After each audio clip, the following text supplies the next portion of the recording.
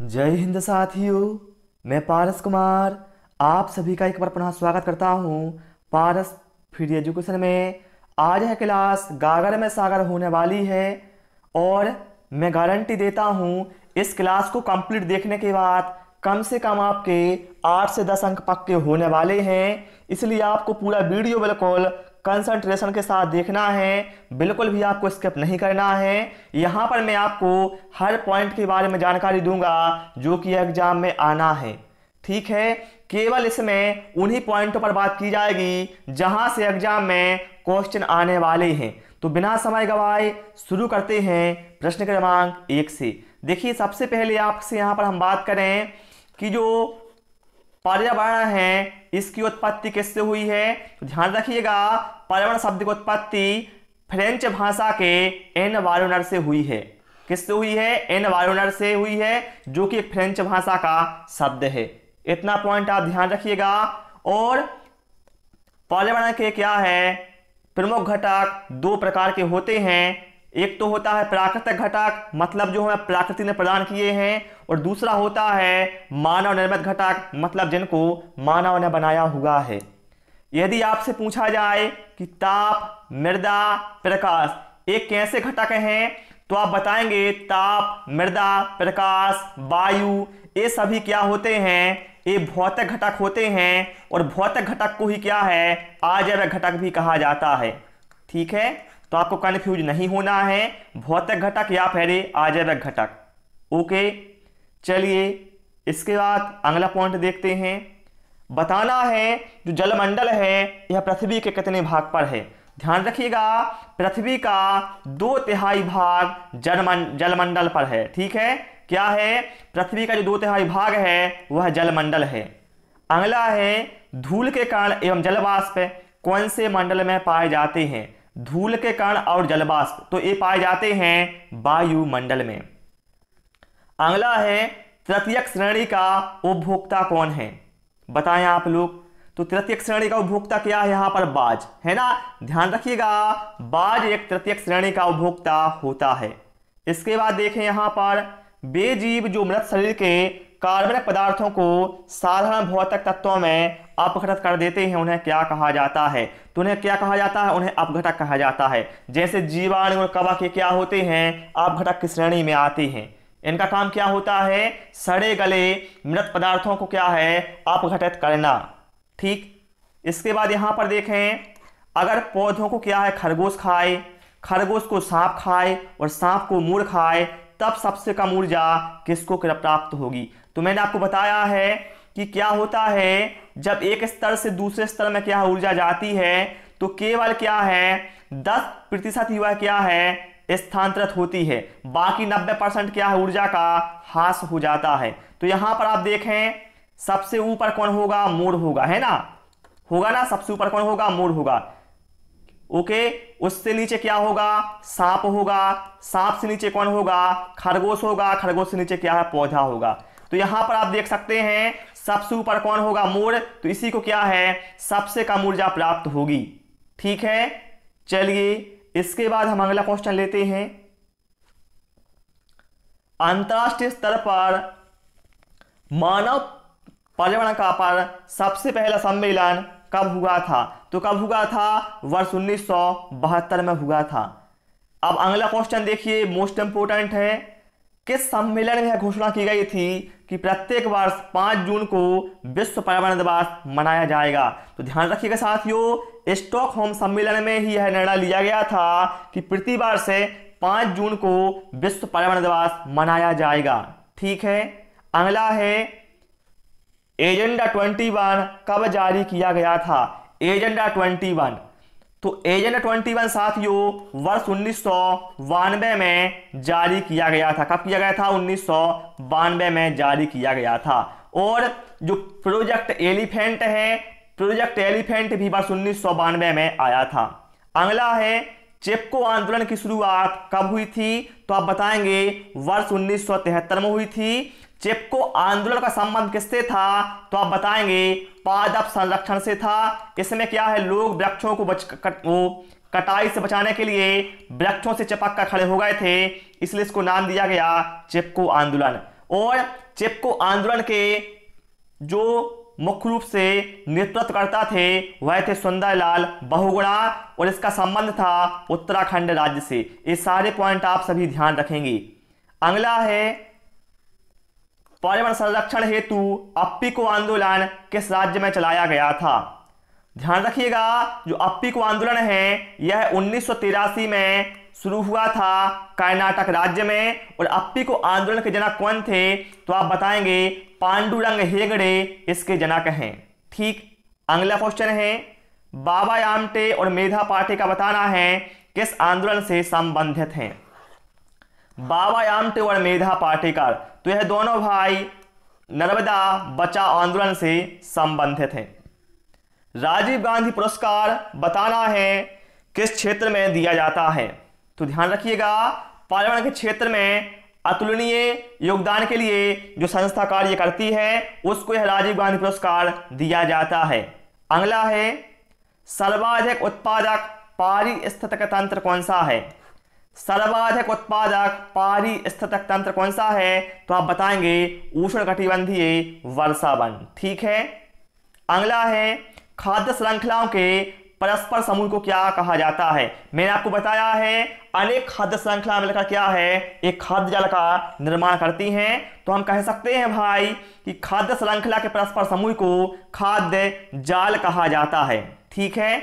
और ध्यान रखिएगा खाद्य श्रृंखला में जो ऊर्जा का प्रवाह होता है, खाद्य श्रृंखला में ऊर्जा का प्रवाह है एक दिशीय होता है, लेकिन जो खाद्य जाल होता है इसमें ऊर्जा का प्रवाह है बहुदिशीय होता है। एक कॉन्सेप्ट आपको ध्यान रखना है। अगला क्वेश्चन है जैविक पर्यावरण में शामिल है। तो ध्यान रखिएगा जो उत्पादक हो गया मतलब हरे पेड़ पौधे हो गए, उपभोक्ता हो गया और अपघटक हो गए। ध्यान रखिएगा उत्पादक, उपभोक्ता और अपघटक ये जैविक के अंतर्गत आएंगे। ठीक है। जैविक का मतलब होता है जिनमें जीवन होता है, जैसे पेड़ पौधे हो गए, मनुष्य हो गया, जीव जंतु हो गया, है ना, जीवाणु हो गए, ये क्या है जैविक के अंतर्गत आते हैं। अगला है एक अध्यापक मेधा पाटेकर व अमृता देवी बिश्नोई के योगदान पर बोल रहा है क्योंकि देखिए अमृता देवी बिश्नोई और मेधा पाटेकर आपको पता है इनका जो संबंध है वह पर्यावरणीय आंदोलन से है। ठीक है। चलिए इसके बाद हम देखें अगला पॉइंट देखें हम सन 1992 में पर्यावरण सुरक्षा से संबंधित प्रथम पृथ्वी सम्मेलन कहाँ हुआ था। ध्यान रखिएगा जो प्रथम पृथ्वी सम्मेलन है यह वर्ष 1992 में हुआ था। कहाँ हुआ था? ब्राजील के रियो डी जेनेरियो में। ठीक। अगला क्वेश्चन देखिए यदि एक मेढक एक टिड्डे को खाता है तो ऊर्जा का स्थानांतरण किससे किस में होगा। तो यहां पर हम देखें यहां पर क्या हो रहा है मेढक टिड्डे को खा रहा है। टिड्डा यहां पर क्या है, टिड्डा क्या है, टिड्डा यहां पर घास को खाएगा मतलब टिड्डा यहां पर प्राथमिक उपभोक्ता होगा और मेढक यहां पर क्या है द्वितीयक उपभोक्ता होगा। तो क्या है मेढक ने टिड्डे को खा लिया मतलब ऊर्जा किससे प्राथमिक उपभोक्ता से द्वितीयक उपभोक्ता में पहुंच जाएगी। ठीक है। चलिए इसके बाद अगला है पृथ्वी पर सबसे बड़ा पारिस्थितिक तंत्र कौन सा है। ध्यान रखिएगा पृथ्वी पर सबसे बड़ा पारिस्थितिक तंत्र है समुद्र, सबसे बड़ा और सबसे स्थायी। ठीक। अगला है पर्यावरण को बचाने के लिए चिपको आंदोलन किस राज्य से जुड़ा हुआ है। मैं आपको बता चुका हूं उत्तराखंड राज्य से। कब हुआ था? वर्ष 1973 में, जिसके नेतृत्वकर्ता कौन थे? सुंदरलाल बहुगुणा। अगला है खाद्य श्रृंखला में ऊर्जा का प्रवाह कैसा होता है। तो आप बताएंगे खाद्य श्रृंखला में ऊर्जा का प्रवाह एक दिशीय होता है। और यहां पर मैं जो क्वेश्चन आपको बता रहा हूं एक क्वेश्चन एग्जाम में बार बार पूछे गए हैं और इस बार भी आने की क्या है पूरी की पूरी संभावना है। अगला है किसी भी परितंत्र में ऊर्जा का प्राथमिक स्रोत क्या होता है। तो आप जानते हैं कोई भी परितंत्र होगा उसमें क्या है प्राथमिक स्रोत होगा ऊर्जा का सूर्य का प्रकाश, क्योंकि क्या है जो हरे पेड़ पौधे होते हैं वह क्या है सूर्य से ही क्या है ऊर्जा प्राप्त करते हैं क्योंकि अपना भोजन बनाते हैं। ठीक है। अगला है पर्यावरण अध्ययन का घटक नहीं है। तो आप जानते हैं जो सौरमंडल है यह है पर्यावरण अध्ययन का घटक नहीं है। चिपको आंदोलन के प्रणेता कौन है? तो बता चुका हूं सुंदरलाल बहुगुणा है। अगला है पर्यावरण संरक्षण पर कौन सा गैर सरकारी संघ समर्पित है? तो कौन सा है? WWF। ध्यान रखिएगा, WWF का प्रतीक कौन सा है? तो आप बताएंगे इसका प्रतीक है ज्वाइंट पांडा, और इसका अर्थ होता क्या है? World wild life fund. क्या होता है? वर्ल्ड वाइल्ड लाइफ फंड, मतलब विश्व वन्य जीव कोष। ठीक है, ये इसका हिंदी में अर्थ होता है। 10% नियम किसके द्वारा दिया गया था? तो मैंने आपको बताया था अभी कि ऊर्जा क्या है, एक स्तर से दूसरे स्तर में जाती है तो केवल 10% ही क्या है वह स्थानांतरित हो पाती है एक स्तर से दूसरे स्तर में। तो ये जो नियम है ये दिया गया था लैंडमैन के द्वारा, है ना। अगला है पर्यावरण दिवस कब मनाया जाता है? तो बता चुका हूं 5 जून को मनाया जाता है। और ये जो फैसला है स्टॉकहोम सम्मेलन में लिया गया था कि भाई मेरे प्रति वर्ष 5 जून को विश्व पर्यावरण दिवस मनाया जाएगा। इसके बाद यहां पर देखें हम जलीय पारिस्थितिक तंत्र का उदाहरण क्या है? तो देखिए यहां पर क्या है, जलीय पारिस्थितिक तंत्र की बात हुई है, मतलब जो जल में होगा, तो जल में कौन होगा? तालाब होगा, है ना। ओके, यहां पर देखिए जैविक कारक नहीं है। मैंने आपको बताया था जिनमें जीवन होता है वह जैविक कारक होते हैं, जैसे पेड़ पौधे हो गए, जीव जंतु हो गए, कवक हो गया, ये क्या है? जैविक कारक हैं। यहां पर क्या है? प्रस्तर मतलब होता है पत्थर। तो आप बताएंगे क्या पत्थर में जीवन होता है? मतलब हम कह सकते हैं पत्थर यहां पर जैविक कारक नहीं है। अधिकतर पेड़ पौधे पाए जाते हैं, कौन से मंडल में पाए जाते हैं? तो अधिकतर जो पेड़ पौधे होते हैं वह स्थल मंडल में पाए जाते हैं, क्योंकि यहां पर क्या है, उनको अनुकूल परिस्थितियां मिलती हैं। अब यहां पर देखिए जैविक घटक क्या है? तो जो पौधा हो क्या क्या है? एक जैविक घटक होगा। ठीक, इसके बाद यहां पर देखें हमारे देश में वन महोत्सव दिवस कब मनाया जाता है? तो साथियों वन महोत्सव दिवस 1 जुलाई को, या फिर हम कहें जुलाई के प्रथम सप्ताह में। ठीक है, वन महोत्सव 1 जुलाई को या फिर जुलाई के प्रथम सप्ताह में मनाया जाता है। और इसकी शुरुआत किसने की थी वन महोत्सव की? तो आप बताएंगे के मुंशी ने इसकी शुरुआत की थी। ऊर्जा का पिरामिड कैसा होता है? जो ऊर्जा का पिरामिड होता है ना इस तरह से, तो भैया ये कैसा होता है? सीधा होता है।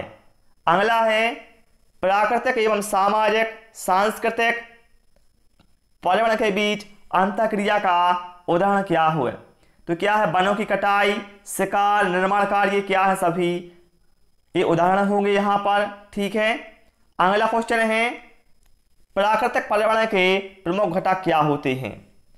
तो मैंने आपको बताया था ना, जो प्रकृति ने हमें प्रदान किए हैं वो क्या है? प्राकृतिक पर्यावरण के प्रमुख घटक हैं, जैसे सभी जीव हो गया, भू आकृतिक कारक हो गया, है ना, जलवायु कारक हो गया, ये सभी क्या है? प्राकृतिक घटक होंगे। अगला है एक पोषण स्तर से दूसरे पोषण स्तर में जो ऊर्जा का भाग होता है वह कितना स्थानांतरित होता है? तो बता चुका हूं भाई कितना होता है?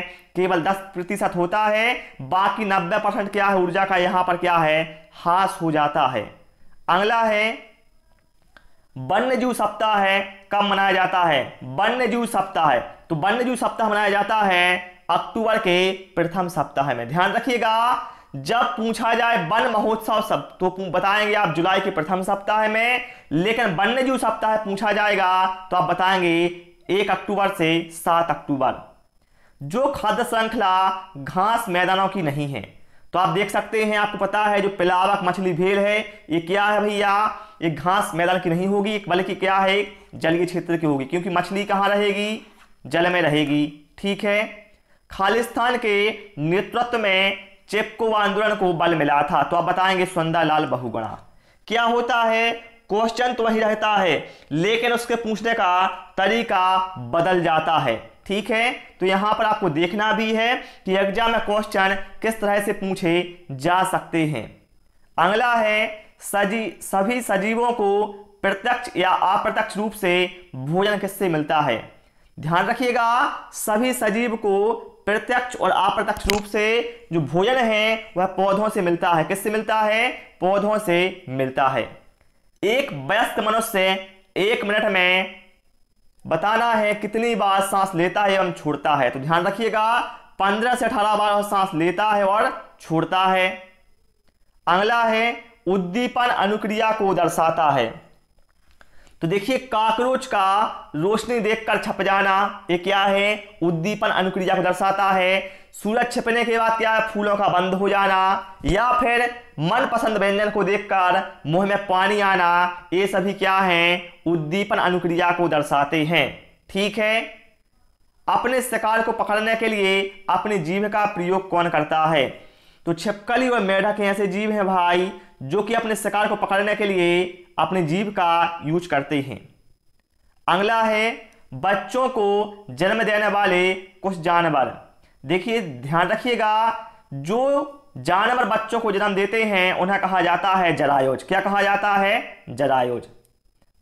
यहां पर लिख देता हूं, ऐसे जानवर जो कि बच्चों को जन्म देते हैं उन्हें जरायुज कहा जाता है। जैसे चमगादड़ हो गया, है ना, भेल हो गया, ये क्या होते हैं, ये जरायुज के अंतर्गत आएंगे क्योंकि बच्चों को जन्म देते हैं। ठीक है। और जो अंडे देते हैं उनको कहा जाता है अंडज प्राणी। ठीक है। जैसे मगरमच्छ क्या है, अंडा देता है, मतलब मगरमच्छ कैसा हो गया, अंडज प्राणी हो गया। अगला है बताना है किस पौधे की पत्तियों के द्वारा प्रजनन होता है। तो ध्यान रखिएगा, पत्थर चट्टा एक ऐसा पौधा है जिसमें पत्तियों के द्वारा प्रजनन होता है। अगला है पक्षी एक ही वक्त में दो अलग अलग चीजों को कैसे देख लेते हैं। बताएंगे आप लोग, जो पक्षी होते हैं वह एक ही वक्त अलग अलग चीजों को देख सकते हैं। तो क्या है, ऐसा इसलिए होता है क्योंकि जो उनकी आंखें होती हैं वो क्या है, सिर के दोनों तरफ होती हैं, है ना, इसलिए यह ऐसा कर पाते हैं। अगला है वे जानवर जो अपने क्षेत्र को अपने मलमूत्र गंध से पहचान लेते हैं वह कौन से जानवर हैं। ध्यान रखिएगा, कुत्ता, बाघ और शेर, ये ऐसे जानवर हैं जो अपने क्षेत्र को मलमूत्र और गंध से पहचान लेते हैं, है ना। अगला है सील मछली स्तनधारी है। देखिए क्यों, क्योंकि बच्चों को जन्म देती है। ध्यान रखिएगा, स्तनधारी हम उसे कब कहेंगे, जब वह बच्चों को जन्म देगी, है ना। अगला है उल्लू और रैकून सिर्फ काला और सफेद ही देख पाते हैं क्योंकि यह है, उल्लू और रैकून क्या है, काला और सफेद देख पाते हैं क्योंकि यह है, ये रात्रिचर पक्षी हैं। और आपने पढ़ा होगा कि जो रात में जागने वाले जानवर होते हैं वह केवल काला और सफेद ही देख सकते हैं, इसलिए उल्लू और रैकून क्या है, काला और सफेद देख पाते हैं क्योंकि क्या है, कि रात्रिचर पक्षी हैं। अगला है बाज, गिद्ध और चील जैसे पक्षी अपने शिकार को दूर से ही देख लेते हैं क्योंकि, बाज हो गया, गिद्ध हो गया, चील इसलिए देख लेते हैं क्योंकि इनकी जो दृष्टि है मनुष्य की तुलना में 4 गुना तेज है। इसलिए आप लोगों ने देखा होगा जो बाज है वह उड़ता तो आसमान में है लेकिन क्या है, नजरें उसकी जमीन पर होती है कि कहां पर हमारा शिकार है ना। बाज हो गया, गिद्ध हो गया, चील, इनसे क्या है, शिकार बच नहीं सकता है। अगला क्वेश्चन है प्रकृति में ऑक्सीजन का प्रमुख स्रोत क्या है। तो आपको पता है भाई कि जो हरे पेड़ पौधे होते हैं ये अपना भोजन प्रकाश संश्लेषण क्रिया से बनाते हैं, जिसमें कार्बन डाइऑक्साइड को क्या है, अवशोषित करते हैं और ऑक्सीजन को क्या है, उत्सर्जित करते हैं। तो हम कह सकते हैं हरे पेड़ पौधे प्रकृति में ऑक्सीजन का प्रमुख स्रोत है। ठीक। चमगादड़ स्तनधारी होता है क्योंकि यह बच्चे देता है।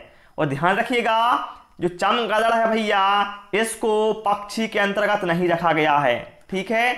आपसे एग्जाम में पूछा जाएगा कि निम्न में से किसको पक्षी वर्ग में नहीं रखा गया है, तो आप बताएंगे चमगादड़। ठीक। अगला है अपनी मादा की पहचान उसकी गंध से कई किलोमीटर दूर से ही कर लेता है, वह कौन सा है। तो यह भाई रेशम का कीड़ा। सोच सकते हैं आप, कई किलोमीटर दूर से ही क्या है, पहचान कर लेता है उसकी गंध से, रेशम का कीड़ा। अब यहां पर बात हुई है रेशम के कीड़े की, तो आपको बता देता हूं कि जो रेशम कीट पालन है, रेशम कीट पालन क्या कहलाता है, तो आप बताएंगे रेशम कीट पालन कहलाता है सेरीकल्चर कहलाता है। और जो रेशम के कीट हैं यह शहतूत वृक्ष पर पाले जाते हैं। एक जगह पूछा जाता है कि रेशम किससे प्राप्त होता है, तो आप बताएंगे रेशम कीट के लार्वा से। ठीक। चलिए, प्रकाश संश्लेषण क्रिया के दौरान हरे पौधों के द्वारा बाहर निकलने वाली गैस कौन सी है, तो बता चुका हूं ऑक्सीजन है। ठीक है। अगला है यदि हम पक्षियों का अवलोकन करते हैं तो हम पाते हैं कि अधिकांश पक्षी अपनी गर्दन अत्यधिक हिलाते रहते हैं। इसका बताना क्या वजह है। आप लोगों ने देखा होगा जो पक्षी होते हैं वो क्या है, अपनी गर्दन को यहां वहां हिलाते रहेंगे। ऐसा इसलिए करते हैं भाई कि जो उनकी आंखों की पुतली है वो क्या है, घूम नहीं सकती, इसलिए वह ऐसा करते हैं। अब यहां पर देखिए क्या कहा गया है, छिपकली, गौरैया, कछुआ, सांप में क्या विशेषता पाई जाती है।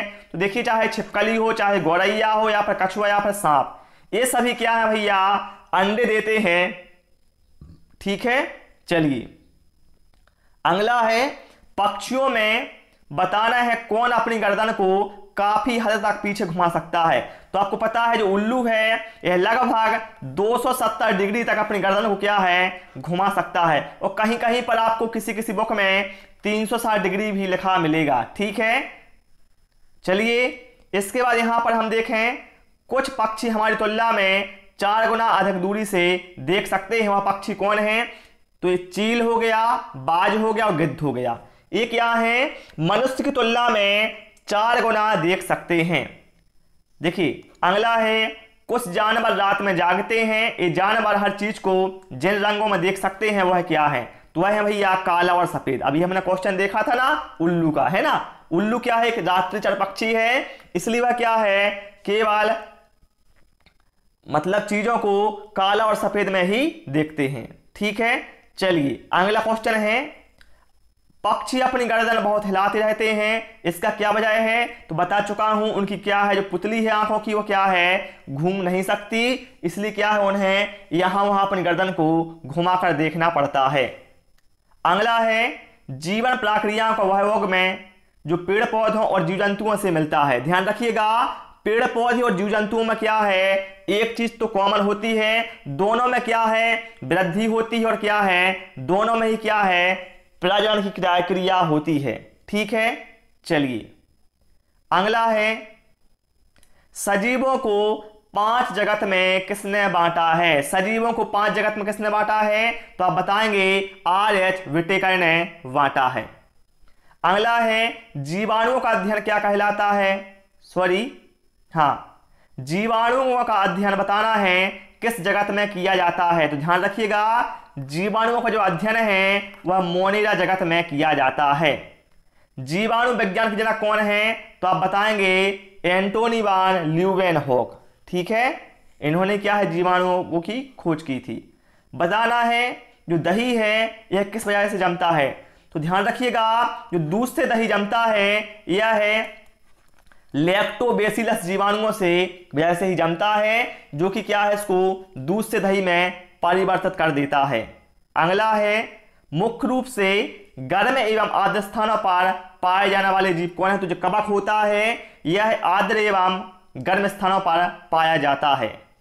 अगला है, बेकरी उद्योग में प्रयोग किया जाने वाला कवक कौन सा है। बेकरी उद्योग बहुत ही फेमस क्वेश्चन है, तो ध्यान रखिएगा, इसमें क्या है, बेकरी उद्योग में ईस्ट अर्थात खमीर का यूज किया जाता है। अगला है, लाइकेन सहजीविता का उदाहरण है। इसमें 2 जीव एक साथ रहते हैं एवं एक दूसरे को लाभ पहुंचाते हैं। ये जीव कौन से हैं, ध्यान रखिएगा, जो लाइकेन है यह शैवाल और कवक के बीच क्या है, सहजीविता दर्शाता है। और यहां पर कहा गया है लाइकेन किसके सूचक होते हैं, तो आप बताएंगे लाइकेन वायु प्रदूषण का सूचक होता है। पूछा जाए जो लिटमस पेपर है किससे प्राप्त किया जाता है, तो आप बताएंगे लिटमस पेपर लाइकेन से प्राप्त किया जाता है। अगला है, पादप जगत के जनक कौन है, तो पादप जगत के जनक कौन है, तो आप बताएंगे थियोफ्रेस्टस। ध्यान रखिएगा, जो केला है यह एक वृक्ष के अंतर्गत नहीं आएगा। यदि आपसे पूछा जाए जो अमरबेल है यह किसका एग्जाम्पल है, तो अमरबेल क्या है, एक रेशेदार जड़ का एग्जाम्पल है। और अमरबेल क्या है, एक परजीवी का उदाहरण है ना, एक परजीवी होता है ना, जिस पौधे पर क्या है, मतलब जड़ जैसी होती है, उसका क्या है, रस लेती रहती है और अपना क्या है, पोषण प्राप्त करती है।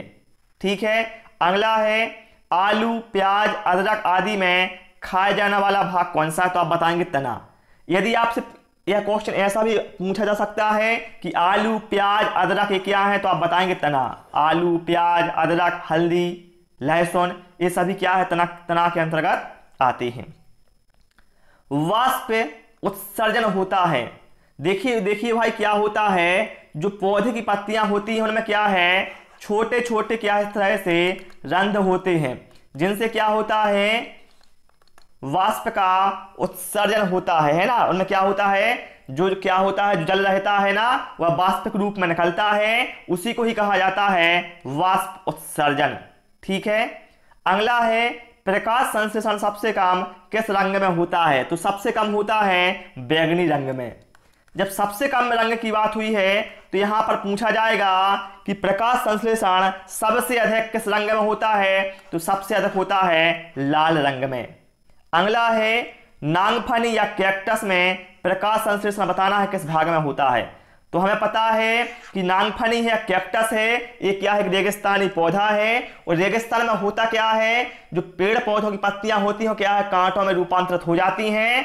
तो इसी तरह से क्या है, यहाँ पर जो नांगफनी है इसमें भी क्या है, पत्तियां कांटों में रूपांतरित हो जाती हैं। और जो प्रकाश संश्लेषण होता है वह तने भाग से होता है। ठीक है।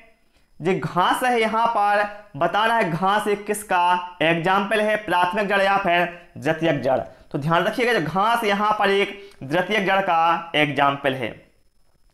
सब्जी के रूप में प्रयुक्त होने वाला आलू क्या है? तो बता चुका हूं, आलू, प्याज, लहसुन, हल्दी, ये क्या है, सब तना के अंतर्गत आते हैं। कली का प्रमुख भाग छोटी पत्ती की भांति दिखाई देता है, वह क्या कहलाता है? तो जो कली का छोटा प्रमुख भाग होता है, जो छोटी पत्ती की भांति दिखाई देता है, उसे कहा जाता है बाह्यदल। अमरबेल उदाहरण है, तो आप बता चुका हूं, अमरबेल क्या है, परजीवी जड़ का उदाहरण है, क्योंकि जिस वृक्ष पर यह क्या है लिपटी रहती है उससे क्या है पोषण प्राप्त करती है ना, मतलब उस पर निर्भर रहती है। खाई जाने वाली जड़ें कौन कौन सी हैं? ध्यान रखिएगा, गाजर हो गया, मूली हो गया, शकरकंद हो गया, ये सभी जड़ों के अंतर्गत आएंगे और ये खाई जाने वाली जड़ें हैं, मतलब इनको हम खाते हैं।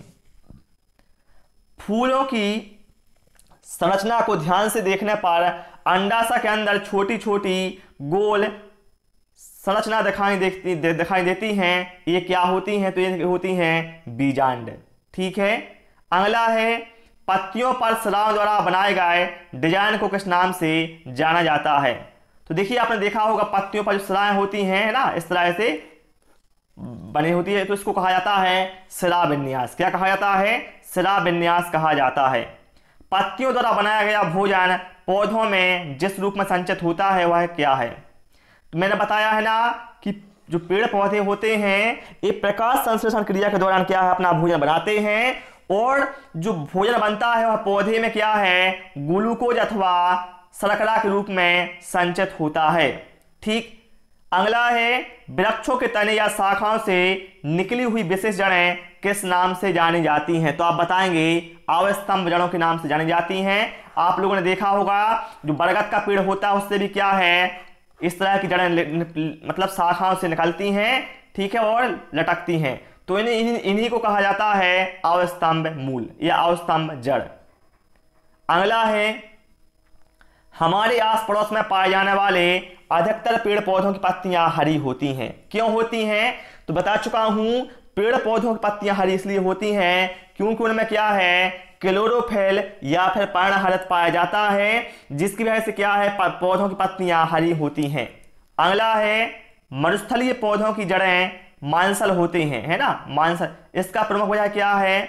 तो खाद्य पदार्थों का संग्रह करने का कार्य क्या है, मांसलदार हो जाती हैं, है ना, क्योंकि मैंने आपको बताया है ना कि जो मरुस्थलीय पौधे होते हैं उनमें क्या है, तने में क्या है, प्रकाश संश्लेषण होता है, मतलब वहां पर क्या है, खाद्य पदार्थों का संग्रह होगा, इसलिए क्या है वहां भी क्या है, ये जड़ें भी क्या है, मांसल हो जाती हैं।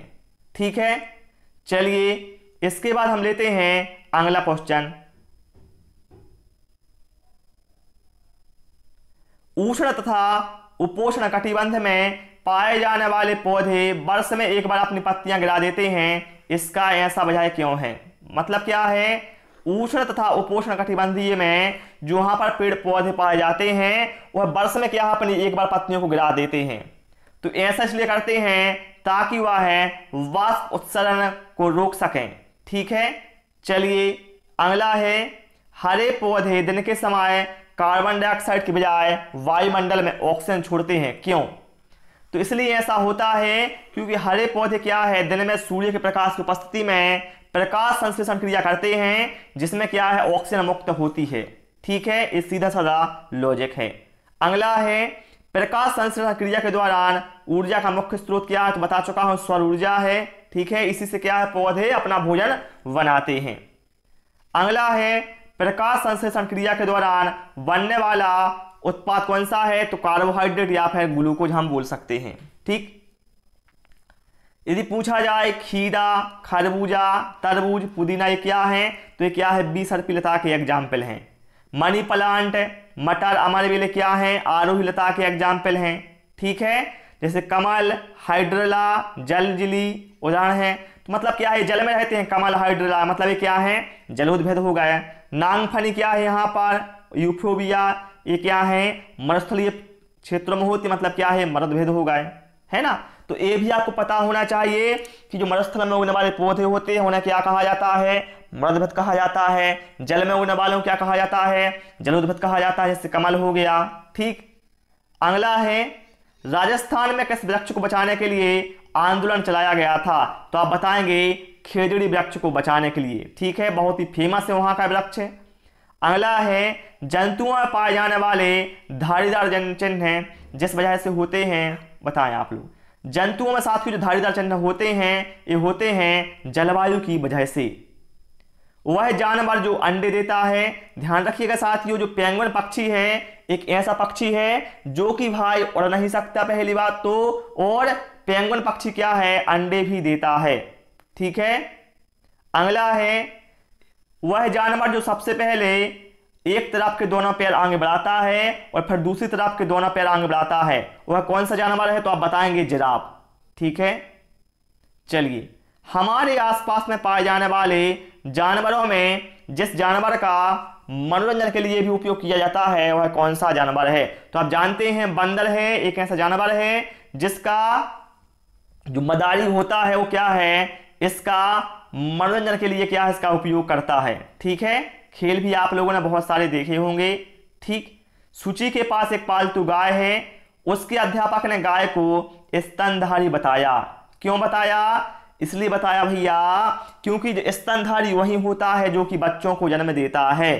ठीक है, अगला है पशुओं को किसी विशिष्ट उद्देश्य के लिए रखना व पालन पोषण करना क्या कहलाता है, तो जब पशुओं को भाई किसी विशिष्ट उद्देश्य के लिए आप रखते हैं, उनका पालन पोषण करते हैं, तो इस क्रिया को कहा जाता है पशुपालन।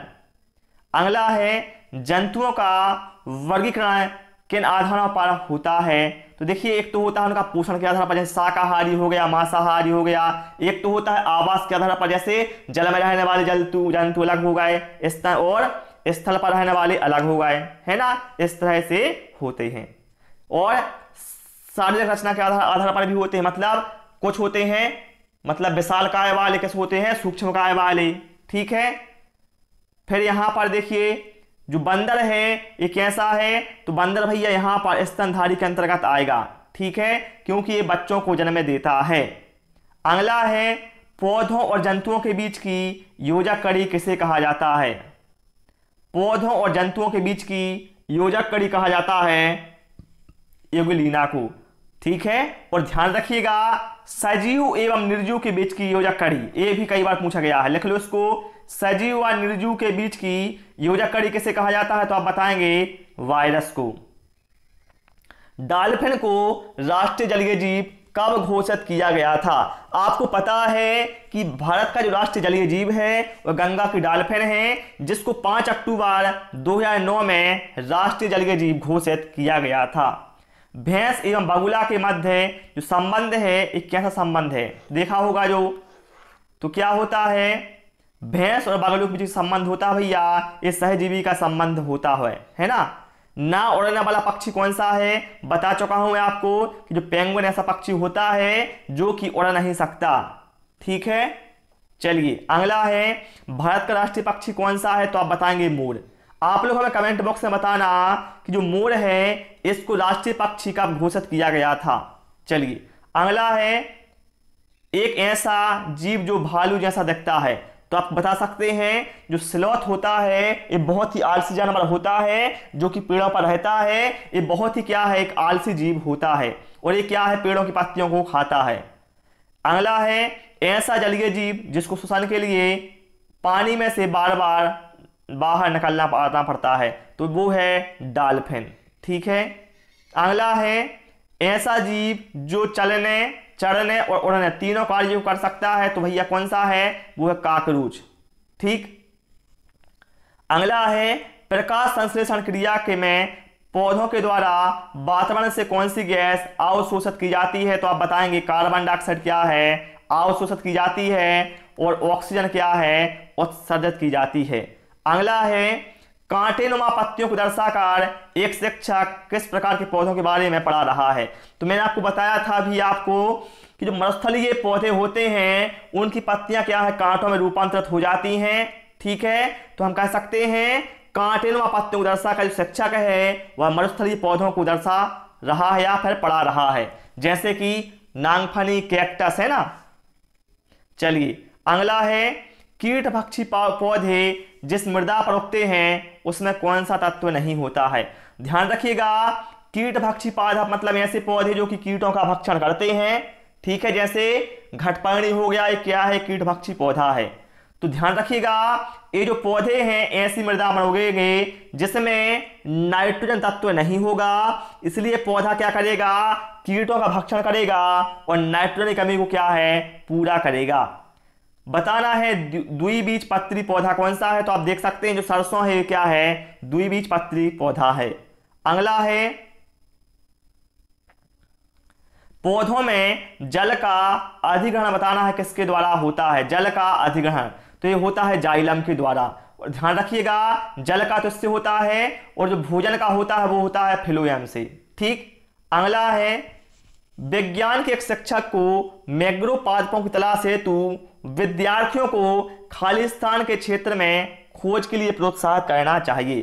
तो ध्यान रखिएगा शिक्षक क्या कर रहा है, यहाँ पर मैग्रो पादप की खोज कर रहा है। तो हम जानते हैं जो मैग्रो पादप होते हैं वह दलदली वाले क्षेत्रों में होते हैं, तो शिक्षक क्या करेगा, उन्हें लवणोद्भिद दलदल वाले क्षेत्रों में क्या है, खोज के लिए विद्यार्थियों को प्रोत्साहित करेगा, क्योंकि यहां पर मिलने के उनके क्या है, चांस ज्यादा हैं। चलिए अगला है प्रक्रिया जिसके द्वारा पौधे प्रजनन करते हैं वह क्या कहलाती है। तो जिस प्रक्रिया के द्वारा क्या है पौधे प्रजनन करते हैं वह कहलाती है परागण। ठीक है। लाइकेन क्या है, लाइकेन यहां पर एक सहजीवी है। ठीक है। बस ये कौन मतलब पौधे वाला जो अपना टॉपिक है कंप्लीट होने वाला है, और इसके बाद हम दूसरा टॉपिक अभी देखेंगे। लौंग और केसर पौधे के किस भाग से प्राप्त होते हैं, तो ध्यान रखिएगा लौंग और केसर हैं दोनों ही क्या है, पौधे के फूल भाग से प्राप्त होते हैं। देखिए यहां पर कहा गया है घटपर्णी या नेपेंथिस पादपों का एक ऐसा विशिष्ट प्रकार है जो कि चूहों, मेंढक और कीड़ा मकोड़ों का क्या शिकार करता है। इस पौधे से एक विशिष्ट प्रकार की गंध आती है जो जीवों को अपनी ओर आकर्षित करता है। यह हमारे देश में कहाँ पाया जाता है, तो भैया ध्यान रखिएगा जो घटपर्णी पौधा है ये जो कि कीटभक्षी पौधा है ये भारत में मेघालय राज्य में पाया जाता है। ठीक है। अगला है किसी जगह के फ्लोरा और फौना सूचित करता है। तो ध्यान रखिएगा जो फ्लोरा है ये पेड़ पौधों और फौना क्या है यहाँ पर जंतुओं को क्या है सूचित करता है। प्रकाश संश्लेषण संपादित होता है। तो ध्यान रखिएगा सभी हरे पौधों के द्वारा प्रकाश संश्लेषण क्रिया संपादित होती है। पृथ्वी का अपमार्जक कौन क्या होता है, ध्यान रखिएगा पृथ्वी का अपमार्जक जीवाणु और कवक होता है। पौधों में प्रकाश संश्लेषण क्रिया किस रंग में सबसे अधिक होती है, तो सबसे अधिक होती है लाल रंग में। और ध्यान रखिएगा बताया था मैंने सबसे कम होती है बैंगनी रंग में। प्रकृति में ऑक्सीजन का प्रमुख स्रोत क्या है, तो आप बताएंगे हरे पौधे, बता चुका हूं। जंतु जगत का जनक कौन है, जंतु जनक का जनक कौन है, तो आप बताएंगे अरस्तु। जो हमारा रुधिर होता है या ब्लड होता है या खून होता है उसका रंग लाल क्यों होता है, क्योंकि उसमें क्या है हीमोग्लोबिन पाया जाता है जिससे हमारा ब्लड का रंग क्या है, लाल होता है।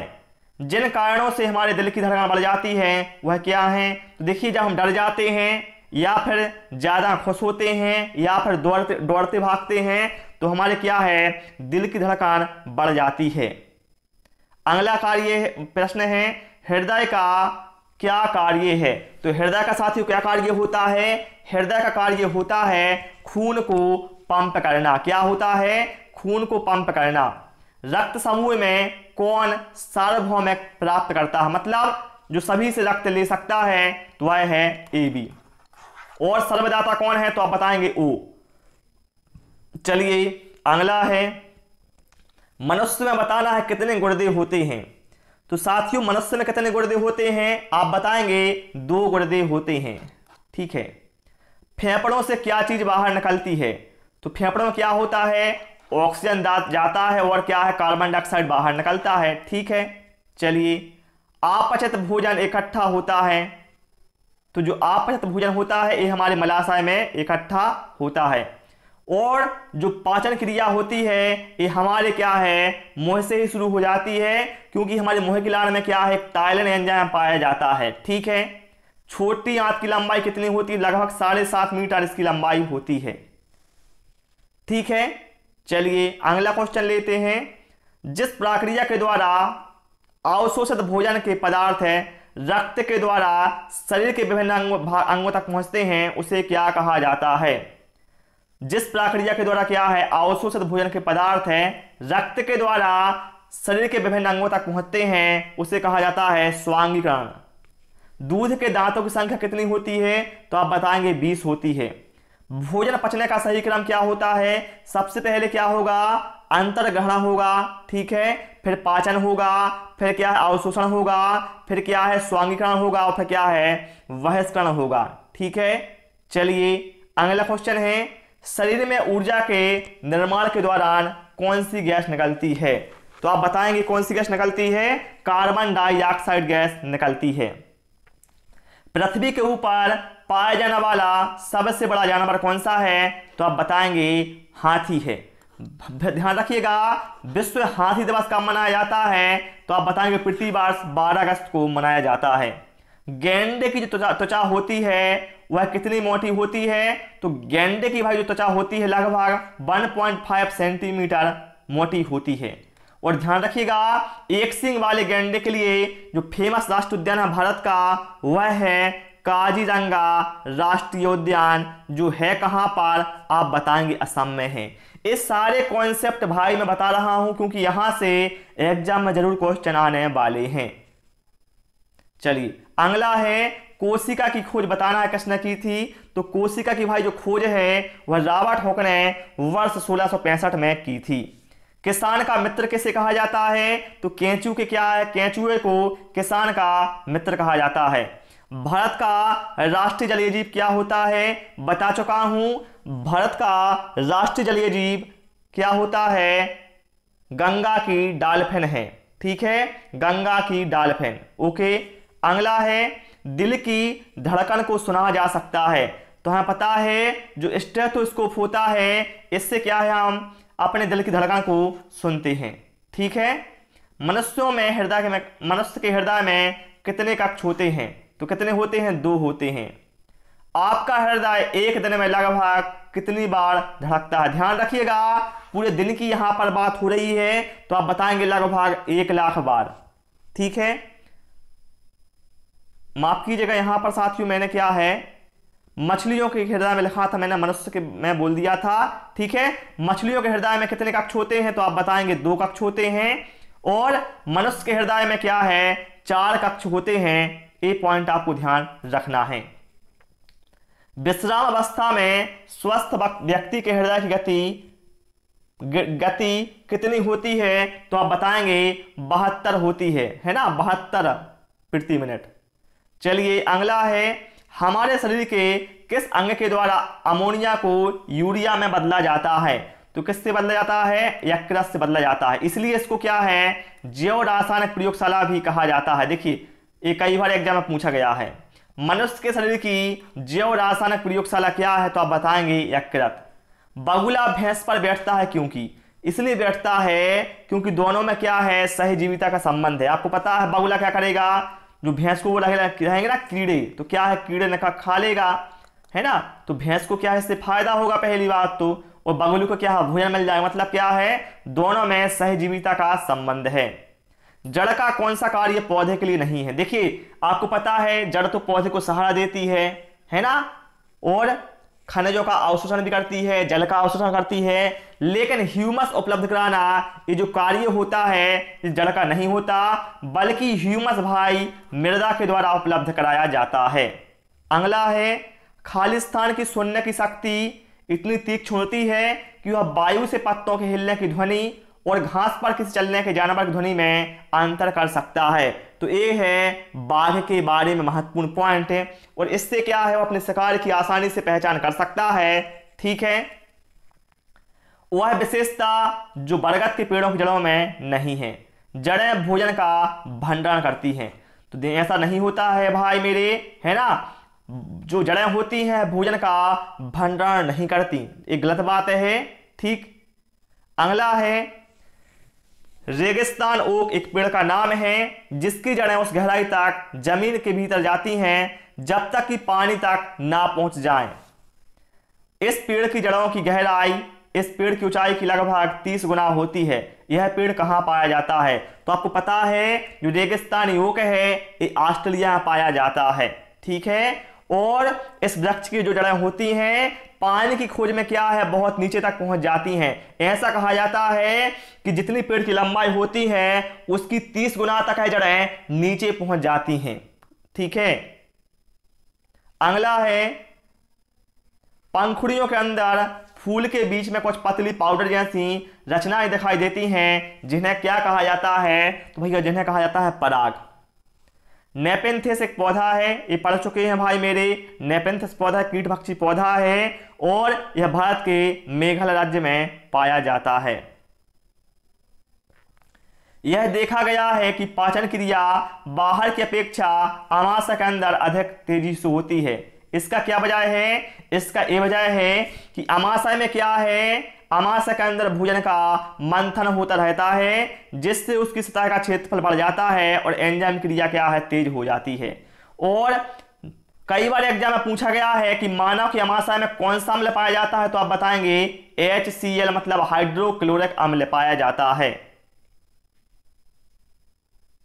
भैंस की पीठ पर अक्सर बगुला पक्षी दिखाई देता है। ऐसा इसलिए होता है क्योंकि वह क्या करता है, भैंस की पीठ पर परजीवी कीट खाता है। क्या हुआ है भाई, ये जो क्वेश्चन है भैंस का और बगुले का, ये कई बार एग्जाम में आप देख सकते हैं कैसे कैसे एग्जाम में क्वेश्चन पूछा गया है। तरीका क्या है वहां पर चेंज कर दिया है ना, को आंसर वही है लेकिन पूछने का तरीका चेंज हो जाता है। चलिए अगला देख लीजिए यहां पर क्वेश्चन क्या है। वह जानवर या जंतु जिसके आगे के दांत हमेशा बढ़ते रहते हैं, वे दांतों को बहुत अधिक लंबा ना होने के लिए वस्तुओं को काटते कतरते हैं। तो वो क्या है, वो है चूहा, है ना, चूहा के साथ ऐसा होता है। चलिए यहां पर क्या कहा गया है, वे जीव जो मनुष्य के घरों में रहते हैं वह कौन से हैं?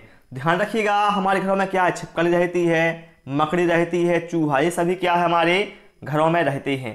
उभयचर क्या हो, तो देखिए उभयचर ऐसे जीव होते हैं जो कि जल और स्थल दोनों में रह सकते हैं, जैसे मगरमच्छ हो गया, मेंढक हो गया, ये क्या है उभयचर के अंतर्गत आते हैं।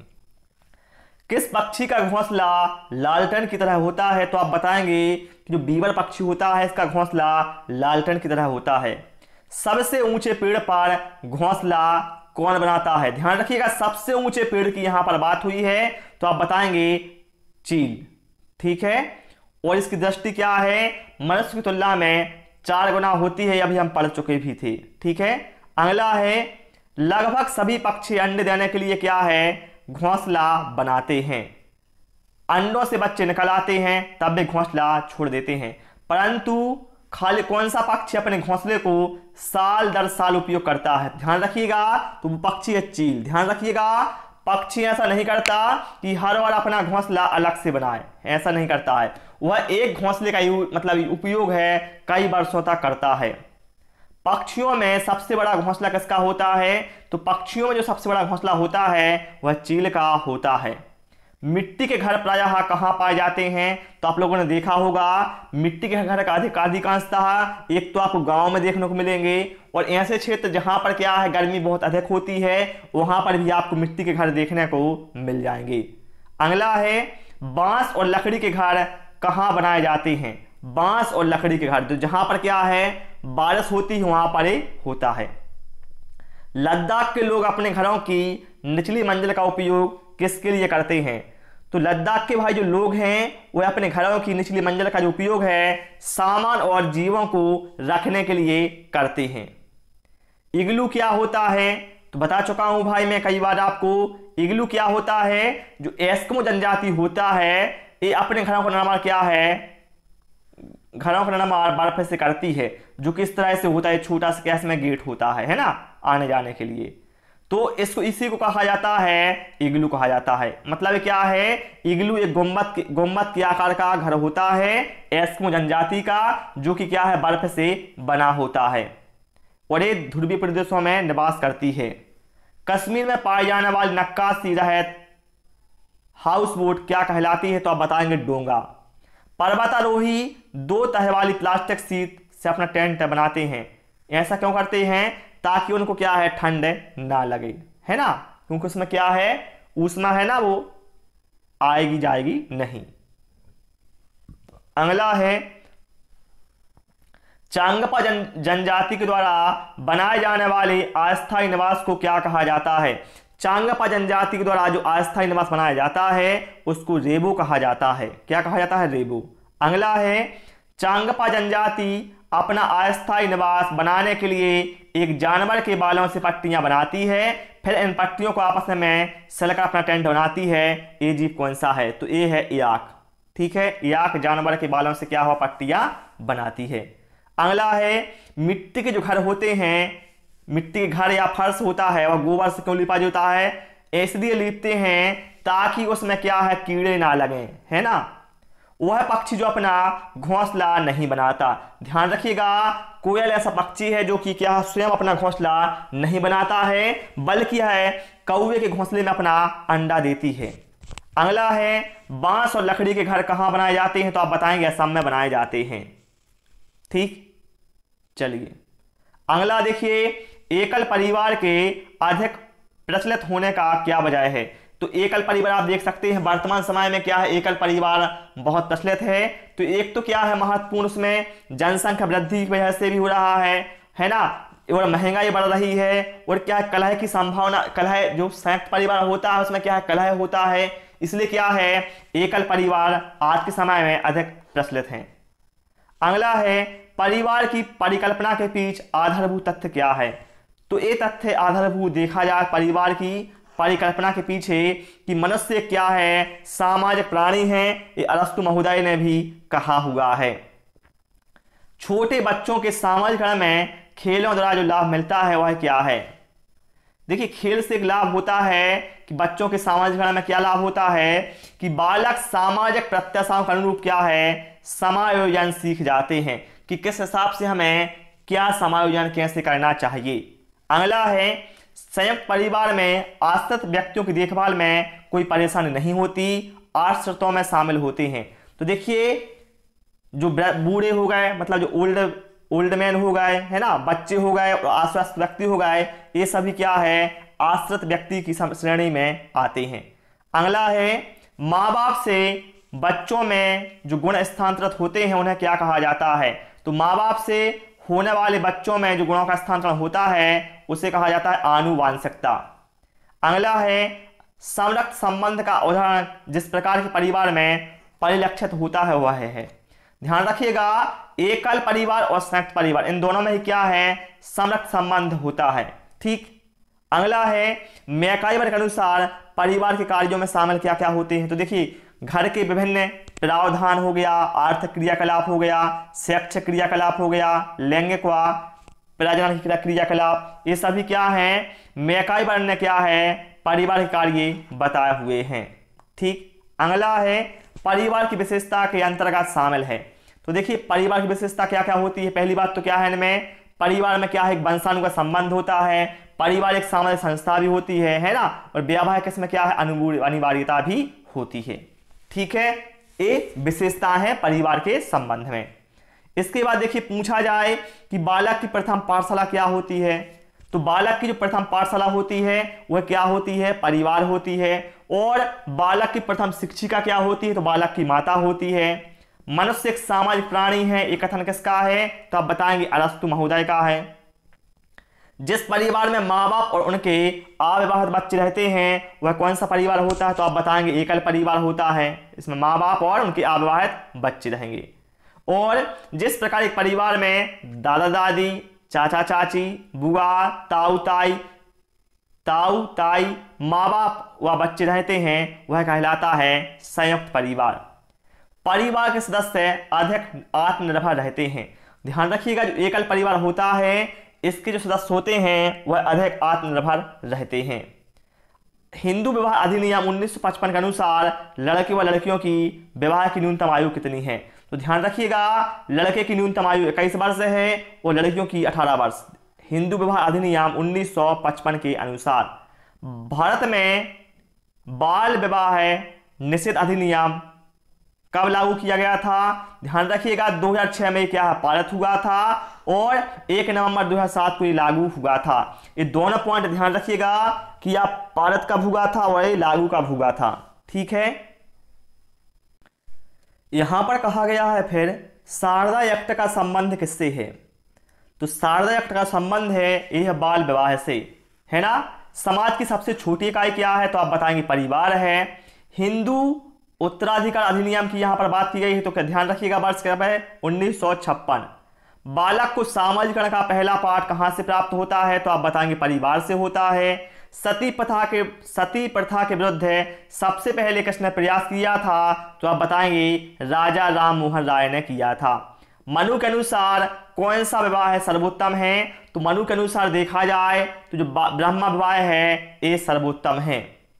अगला है ब्रेल लिपि की खोज किसने की थी? तो आप बताएंगे लुई ब्रेल ने की थी और इन्हीं के नाम पर इसका नाम रखा गया था ब्रेल लिपि।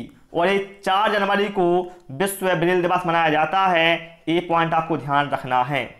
ब्रेल लिपि कितने बिंदुओं पर आधारित होती है? तो आप बताएंगे 6 बिंदुओं पर होती है। जो ब्रेल लिपि का उपयोग होता है यह दृष्टिबाधित बच्चों को पढ़ाने के लिए उपयोग की जाती है।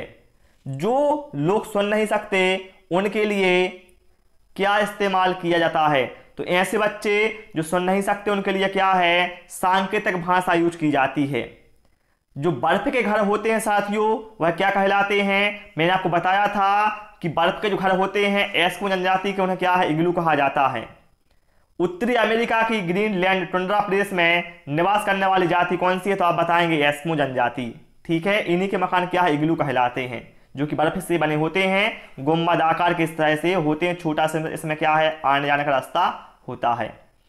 खिरगिज जाति के ग्रीष्मकालीन आवास जो चमड़े से बने होते हैं उन्हें क्या कहा जाता है? तो उन्हें कहा जाता है इर्त। कौन सा पक्षी स्वयं के घोंसले का निर्माण नहीं करता? तो बता चुका हूं, कोयल है। एक कौवे के घोंसले में क्या अपने अंडों को देती है। अगला है पत्थर या लकड़ी के ढालू छत या ढालू घर बनाए जाते हैं। तो पत्थर या लकड़ी से बने जो ढालू घर होते हैं ये मनाली में बनाए जाते हैं। अगला है मिट्टी के घर जिनकी छतें कटीली झाड़ियों से छाई जाती हैं। तो ये कहाँ पर देखने को मिलेगा? ये मिलेगा राजस्थान में। बांस के खंभों पर बने घर कहाँ पाए जाते हैं? तो असम में पाए जाते हैं। अगला है पत्थरों के बने घर जिसके फर्श और छत लकड़ी के बने होते हैं। पत्थरों के बने घर जिनके जो फर्श हैं और छतें हैं लकड़ी के बने होते हैं, तो यह है लद्दाख। अगला है हाउस बोट, लकड़ी के बने घर, मतलब पानी में तैरता हुआ घर होता है। ये मिलेगा कहां पर? कश्मीर और केरल में देखने को। दक्षिण अफ्रीका के जुलू जनजाति का निवास प्रारूप कैसा होता है? तो दक्षिण अफ्रीका के जो जुलू जनजाति का निवास प्रारूप होता है वह मधुमक्खी प्रारूप की तरह होता है। अगला है मरुस्थलों में रहने वाले जंतु दिन के अधिक ताप से बचने के लिए क्या करते हैं? तो ऐसे जंतु भाई जो कि मरुस्थल में रहते हैं वह ताप से बचने के लिए क्या है? भूमि के नीचे रहते हैं, जिससे क्या है? ताप से बचा जा सके।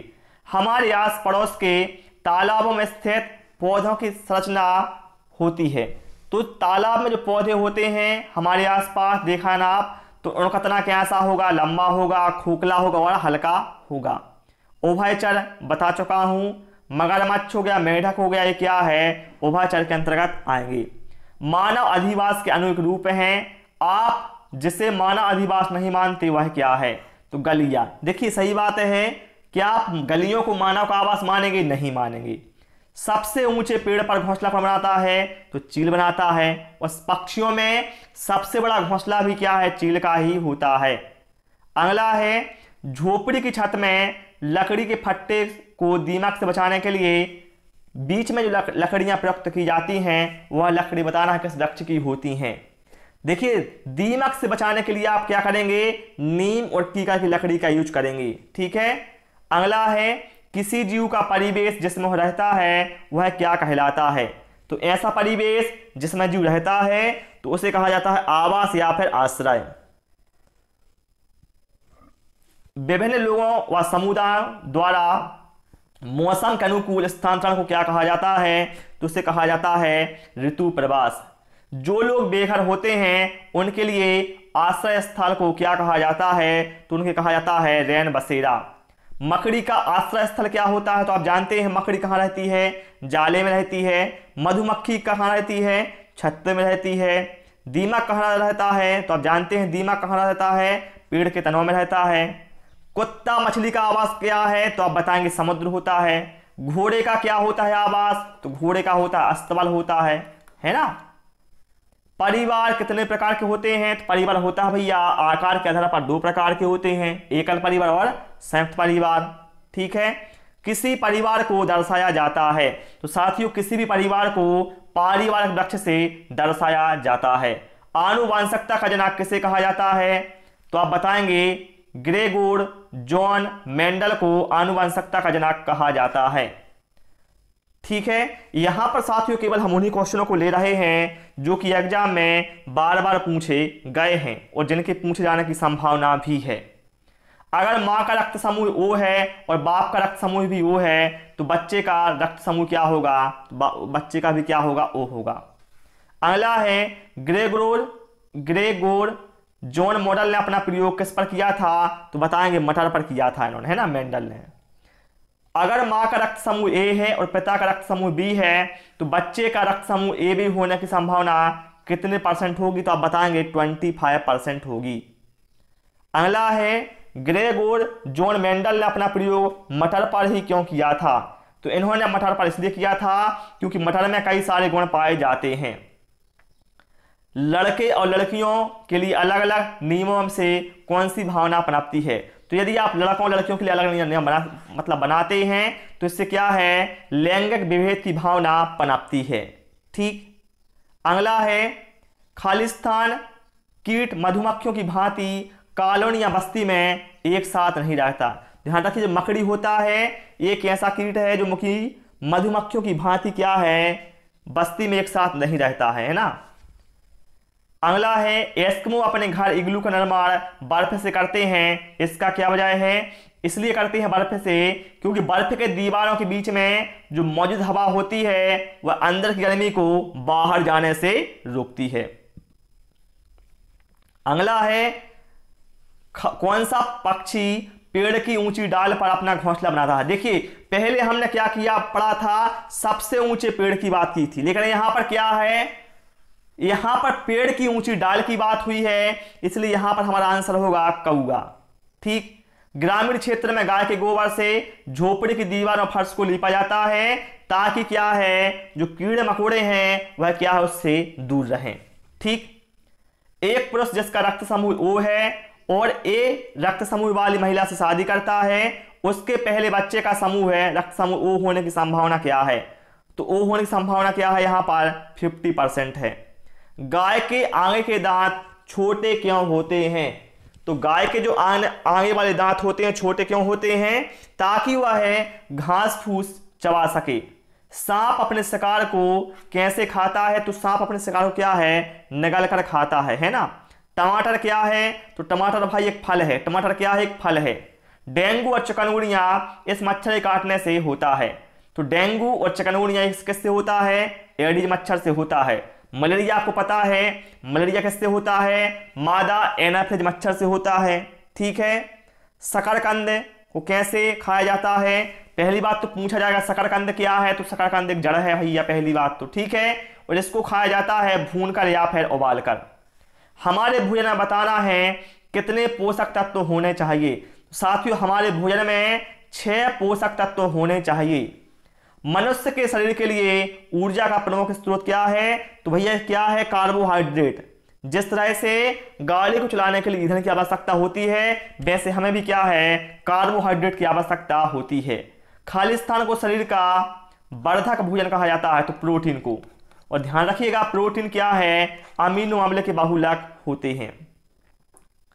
चटनी बनाना, जैम बनाना, अचार बनाना प्रक्रिया संबंधित हैं। तो देखिए ये क्या है? सभी भोजन के संरक्षण की विधियां हैं। जैसे आम को यदि आपको करना, यदि मान लीजिए आपको आम का संरक्षण करना है, तो आप क्या करेंगे? आप अचार बना लेंगे उसका, है ना। अगला है, कहाँ के लोग मछली और चावल ज्यादा खाते हैं? तो जो हमारे तटीय क्षेत्र है ना, जो ये हमारा भारत हो गया मान लो, ठीक है, तो ये तटीय क्षेत्र है यहाँ वाला, जो यहाँ जो लोग रहते हैं वो क्या करते हैं? मछली और चावल ज्यादा खाते हैं। अगला है, खालिस्तान राज्य में टेपियोका खाया जाता है, तो क्या कहाँ पर? केरल में। बहुत ही फेमस है भैया ये तो यहाँ का। मध्य प्रदेश का प्रसिद्ध व्यंजन क्या है? तो आप बताएंगे भुट्टे की खीर। जीवाणुजनित रोग कौन सा है?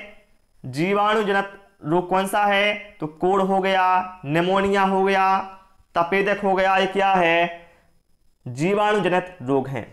बताना है किन बीमारियों के लिए डीपीटी का टीका लगाया जाता है? डीपीटी, तो काली खांसी, डिप्थीरिया और टेटनेस, इनके लिए क्या है? डीपीटी का टीका लगाया जाता है। चलिए अगला क्वेश्चन देखते हैं।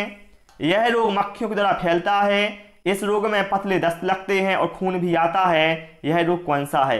तो देख एक कौन सा रोग है? ये है पेचिस रोग, है ना। पेचिस रोग में क्या है? ये मक्खियों की द्वारा भाई फैलता है, और इसमें क्या है? रोगी को पतले दस्त लगते हैं और क्या है? खून भी आता है ना। और ये गंभीर बीमारी है, बच्चे की क्या है? मृत्यु तक भी इसमें क्या है? हो जाती है, यदि समय पर उसे इलाज ना दिया जाए तो। अस्थमा बीमारी कैसी है? तो अस्थमा एक सांस की बीमारी होती है ना, सांस फूलने की। मच्छरों से होने वाले रोग कौन कौन से हैं? तो देखिए मच्छरों से क्या है? मलेरिया होगा, डेंगू होगा, चिकनगुनिया होगा। अगला है, इस बीमारी की दवाई सिनकोना नामक पेड़ की छाल से बनती है। इस बीमारी को दूर करने के लिए तालाब, जलाशय में मछलियां पाली जाती हैं। यह बीमारी कौन सी है? तो वो है मलेरिया। आपको पता है मलेरिया की दवाई क्या है? सिनकोना वृक्ष की छाल से क्या है? प्राप्त होती है। और तालाब में मछलियां क्यों पाली जाती हैं? ताकि मछलियां क्या है? मच्छरों के लार्वा को अपना भोजन बना सकें। अगर किसी के भोजन में कार्बोहाइड्रेट और वसा की अधिकता होगी तो उसको क्या होगा? कार्बोहाइड्रेट और वसा की क्या है? अधिकता होगी तो उसको क्या है? मोटापा होगा। जल में घुलनशील विटामिन कौन कौन से हैं? ध्यान रखिएगा, विटामिन बी और विटामिन सी ऐसे विटामिन हैं जो जल में घुलनशील होते हैं। रोनाल्ड रास ने किसकी खोज की थी? तो रोनाल्ड रास ने भाई ध्यान रखिएगा मलेरिया के परजीवी प्लाज्मोडियम की खोज की थी। मलेरिया के परजीवी प्लाज्मोडियम, यहाँ पूरा नहीं लिखा हुआ है, इसको लिख लेना, प्लाज्मोडियम। ये मलेरिया का परजीवी होता है और इसके लिए इन्हें नोबेल पुरस्कार भी प्रदान किया गया था। हमारे शरीर के द्वारा बताना है किन विटामिनों का संश्लेषण होता है? तो विटामिन डी और विटामिन के का जो संश्लेषण है हमारे शरीर के द्वारा होता है। अगला है, मनुष्य के रक्त में सामान्य हीमोग्लोबिन की मात्रा कितनी होती है? तो 12 से 15 होती है। ठीक। एनीमिया रोग किसकी कमी से होता है?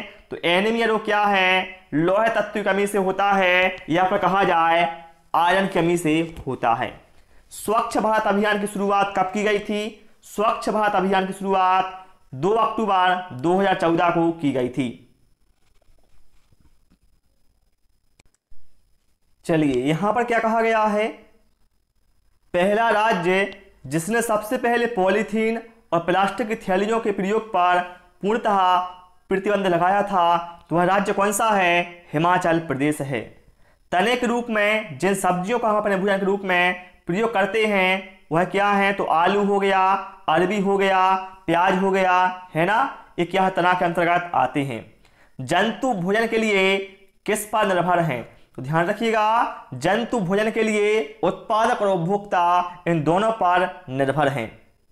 अगला है, मनुष्य को सर्वाहारी क्यों कहा जाता है? इसलिए कहा जाता है क्योंकि मनुष्य क्या करता है, पौधों और जीवों को दोनों को खाता है ना। अगला क्वेश्चन है, तिलचट्टे को उसकी खाद्य पदार्थों के आधार पर किस श्रेणी में रखा गया है? ध्यान रखिएगा, तिलचट्टे को भैया एक सर्वाहारी श्रेणी में रखा गया है ना। चलिए अगला है, मृतजीवी जीवों को मृतजीवी इसलिए कहा जाता है क्योंकि वह है, तो भाई इसलिए कहा जाता है क्योंकि ये जो जीव होते हैं मृतजीवी, ये क्या करते हैं, जो मृत जीव जंतु होते हैं उनको खाते हैं, इसलिए तो उनको नाम दिया गया है मृतजीवी जीव। हिरण, चीता, भालू, फीताकृमि का क्रमशः औसत क्रम क्या होगा? तो यहाँ पर देखें, हिरण क्या है, यहाँ पर शाकाहारी है, चीता यहाँ पर मांसाहारी है, ठीक है, भालू यहाँ पर सर्वाहारी है, ठीक है, भालू क्या है, सर्वाहारी है, और फीताकृमि यहाँ पर क्या है, परजीवी है। अगला क्वेश्चन है, चावल और गेहूं से प्राप्त स्टार्च। तो चावल और गेहूं से जो स्टार्च प्राप्त होता है उसमें एक क्या है, शर्करा का बहुलक होता है। विटामिन ऐसे पदार्थ हैं जो, ध्यान रखिएगा साथियों, विटामिन ऐसे पदार्थ होते हैं जो कि हीनता जन्य रोगों से बचाव के लिए थोड़ी मात्रा में हमें आवश्यक होते हैं। दूध व दूध के उत्पादों में मुख्यतः पाया जाता है। तो साथियों, दूध एवं दूध के उत्पाद में मुख्य रूप से वसा, कैल्शियम और फास्फोरस पाया जाता है। विटामिन शब्द किसने दिया था? तो आप बताएंगे विटामिन शब्द फंक ने दिया था। अगला है, सेब, संतरा, अनार और केलों को खाने के बाद संतरे का स्वाद सभी से भिन्न था। क्यों था? क्योंकि संतरे में क्या है, विटामिन सी है, इसलिए क्या है, संतरे का भाई देखिए आप यहाँ पर सेब, अनार और केले की अपेक्षा संतरे का स्वाद है क्या, अलग लगेगा, क्योंकि इसमें विटामिन सी है। अगला है, मछली का तेल और सूर्य का प्रकाश दांतों एवं हड्डियों को मजबूत बनाने वाले जिस विटामिन का मुख्य कारक है वह क्या है? तो वो है विटामिन डी। ठीक है, चलिए अगला क्वेश्चन है, चावल को पॉलिश करने पर कौन सा विटामिन नष्ट हो जाता है? मोस्ट इंपोर्टेंट, बार बार ही सारे क्वेश्चन पूछे गए हैं जो मैंने आपको बताए हुए हैं। तो चावल को पॉलिश करने पर विटामिन बी1 या फिर थायमिन नष्ट हो जाता है।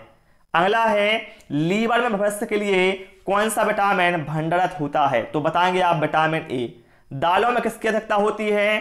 ध्यान रखिएगा, दालों में क्या है, प्रोटीन की अधिकता होती है। अगला है, फलों का सेवन हम जिन अवयवों की प्राप्ति के लिए करते हैं वह क्या है? तो साथियों, हम फलों का जो सेवन है वह विटामिन की प्राप्ति के लिए करते हैं अधिकांशतः, है ना। अगला है, संतुलित आहार में प्रोटीन युक्त पदार्थों का होना आवश्यक है। क्यों? क्योंकि ये क्या है, प्रोटीन क्या करता है, शारीरिक अवयवों का निर्माण करने में सहायक होता है, इसलिए क्या है, प्रोटीन अनिवार्य होता है। विटामिन का कार्य क्या होता है? विटामिन शरीर में कार्बोहाइड्रेट, प्रोटीन और वसा का क्या है, गठन करता है। ठीक। अगला है, संतुलित आहार में प्रोटीन युक्त पदार्थों का होना आवश्यक होता है, क्योंकि क्या होता है, ये शरीर में स्फूर्ति बनाए रखते हैं। मतलब क्या है, देखिए क्वेश्चन क्या है वही था, लेकिन क्या है पूछने का जो तरीका है वो क्या है, चेंज हो गया, और आंसर में क्या है, थोड़ा सा चेंजेस हो जाता है। मिड डे मील की शुरुआत कब हुई थी? आप बताएंगे वर्ष 1995 में हुई थी। भोजन पकाने की सबसे अच्छी विधि कौन सी है? तो आप बताएंगे भाप में पकाना। अगला है, उबालने से भोजन सुपाच्य हो जाता है परंतु सुरक्षित नहीं रहता। सही बात है, यदि आपने उबाल के क्या है भोजन बनाया है तो क्या है, भोजन क्या है, सुपाच्य तो हो जाएगा, लेकिन वह सुरक्षित नहीं रहेगा। ठीक। अगला है, भोजन पकाने का ढंग भूनने का विकसित रूप है। तो देखिए, भोजन पकाने का जो तरीका है जो कि भूनने का विकसित रूप हुआ क्या है, सेंकना। ठीक। शहद में क्या होता है? शहद में भैया शर्करा होता है और एंजाइम भी होता है। अगला है, भोजन में मसालों का प्रयोग किया जाता है, तो इसलिए होता है मसालों का प्रयोग भोजन में ताकि भोजन क्या है, स्वादिष्ट बन सके और सुपाच्य बनाने के लिए भी किया जाता है, मतलब ताकि आसानी से इसका पाचन हमारे अंदर हो सके। चावल को धोने पर कौन सा विटामिन नष्ट हो जाता है? तो आप बताएंगे विटामिन बी1, जिसको हम थायमिन के नाम से भी जानते हैं। लिंगहुफेन एक मुख्य भोज्य पदार्थ है, तो ये है सांप के मांस का। लिंगहुफेन कहाँ प्रचलित है? तो ये है हांगकांग में। जल में घुलनशील विटामिन कौन से होते हैं? तो आप बताएंगे विटामिन बी और विटामिन सी जल में घुलनशील विटामिन होते हैं, और वसा में घुलनशील विटामिन होते हैं vitamin A, vitamin D, vitamin E और विटामिन के, ये वसा में घुलनशील होते हैं। नींबू, संतरा और आंवला में क्या है, कौन सा विटामिन पाया जाता है? तो आप बताएंगे विटामिन सी पाया जाता है। सेब तथा इमली में कौन सा अम्ल पाया जाता है? सेब और इमली में। तो ये देखिए सेब और इमली में क्या है, सेब में तो पाया जाएगा मुख्य रूप से मैलेक और इमली में टार्टरिक। ठीक। बेरी बेरी रोग होता है, तो ध्यान रखिएगा विटामिन बी1 की कमी से क्या है, बेरी बेरी नामक रोग होता है। ये सारे पॉइंट आपको ध्यान रखना है। जैसे विटामिन ए से क्या है, रतौंधी होगा, विटामिन सी से क्या होगा, स्कर्वी होगा, विटामिन डी से क्या होगा, हड्डियां कमजोर हो जाएंगी, है ना, रिकेट्स रोग होगा। ठीक है, इस तरह से वनस्पति वसा जिसमें पाए जाते हैं, तो देखिए पहली बात देखिए यहां पर जंतु वसा। तो जंतु वसा किसमें पाया जाता है? दूध, पनीर, अंडा, मछली में क्या है, ये जंतु वसा पाया जाता है। और वनस्पति वसा बादाम, मूंगफली, नारियल, सरसों तेल, है ना। अगला है किस विटामिन का रासायनिक नाम साइनोकोबालामिन है? तो विटामिन B12 का नाम क्या है, साइनोकोबालामिन है रासायनिक नाम। और विटामिन B12 में क्या है, कोबाल्ट पाया जाता है। ये पॉइंट भी ध्यान रखिएगा। जिन बीमारियों के लिए डीपीटी का टीका लगता है बता चुका हूं, काली खांसी, डिप्थीरिया और टेटनस। अस्थमा एक सांस फूलने की बीमारी होती है। ठीक है। सूखा रोग इसकी कमी से होने वाला प्रमुख रोग है, तो सूखा रोग बता चुका हूं। कार्बोहाइड्रेट और क्या है, प्रोटीन की कमी से होने वाला है रोग है। चलिए इसके बाद देखें यहां पर हम इस, हाँ ये भी पढ़ कर चुके हैं। हाँ ठीक है, इसको देखते हैं। एक व्यक्ति दंत चिकित्सक से अपने दांतों में दर्द निवारण के लिए सुझाव मांगता है, तो चिकित्सक क्या करता है, व्यक्ति को जिस प्रकार एक फल खाने का सुझाव देगा वह क्या है। तो यहां पर देखिए व्यक्ति को क्या है, दांतों के दर्द में निवारण मतलब क्या है, उसे स्कर्वी संबंधित समस्या है, तो क्या करेगा डॉक्टर उसको खट्टे एवं गूंदेदार फल की बात करेगा, क्योंकि इनमें क्या है, विटामिन सी होता है। अगला है यदि गांव में किसी महिला के गले की ग्रंथि में असाधारण रूप से वृद्धि हो गई है, तो इस महिला में किस तत्व की कमी होगी। तो यहां पर हम बता सकते हैं, देखिए कहा जाए मतलब यहां पर गले में की जो ग्रंथि में क्या है, असाधारण रूप से क्या है, वृद्धि होगी, मतलब उसे क्या है, उसे घेंगा रोग हो गया है। और घेंगा रोग किससे होता है, आयोडीन की कमी से होता है। ठीक है, चलिए देखते हैं अगला क्वेश्चन। अगर किसी के भोजन में कार्बोहाइड्रेट और वसा की अधिकता होगी तो क्या होगी, उसे मोटापा होगा। ठीक है, पढ़ चुके थे तो हम, इसको नहीं पढ़ा लिखा है ना। बसीय पदार्थों के अधिक सेवन से दिल की बीमारी होने की संभावना बढ़ जाती है, क्योंकि तो देखिए जिनमें क्या वसा की मात्रा होती है, इनका यदि आप अधिक सेवन करते हैं तो आपको दिल की बीमारियों का खतरा बढ़ जाता है, क्योंकि इनमें क्या है, कोलेस्ट्रॉल होता है। ठीक है, वसा की कमी से होने वाला जो रोग है इसका प्रमुख लक्षण क्या है, तो आप बताएंगे हार्मोनिक असंतुलन होता है वसा की कमी से। दूध से प्राप्त प्रोटीन बहुत सारी इकाइयों से मिलकर बना होता है, एक इकाइयां होती हैं। तो आपको पता है प्रोटीन क्या होता है, अमीनो अम्ल के बहुलक होता है ना। जो रोग विटामिन की कमी से नहीं होगा, तो देखिए हैजा यहां पर क्या है, विटामिन की कमी से नहीं होगा, बल्कि हैजा क्या है, दूषित जल के पीने से होगा या फिर प्रदूषित जल के पीने से होगा। ठीक, किसी व्यक्ति के मसूड़ों से खून आता है, उसके मांसपेशियों जोड़ों में भी क्या है, दर्द रहता है, उसको डॉक्टर रसीले खट्टे फल, अमरूद, आंवला आदि खाने की सलाह देता है, वह व्यक्ति जिससे पीड़ित है।